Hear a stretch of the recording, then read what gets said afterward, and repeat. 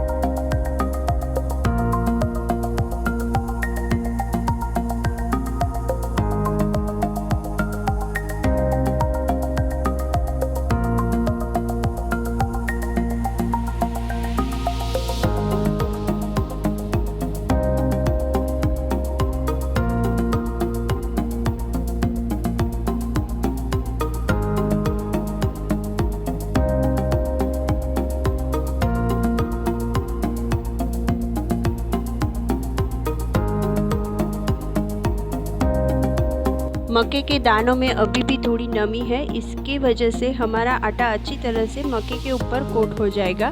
लेकिन अगर आपको लगे तो आप थोड़ा सा पानी डालें और उसको अच्छी तरह से मिक्स कर लें। और जब तक कि हमारा तेल गरम हो रहा है तब तक हम उसको फ्रीज़र में रखेंगे।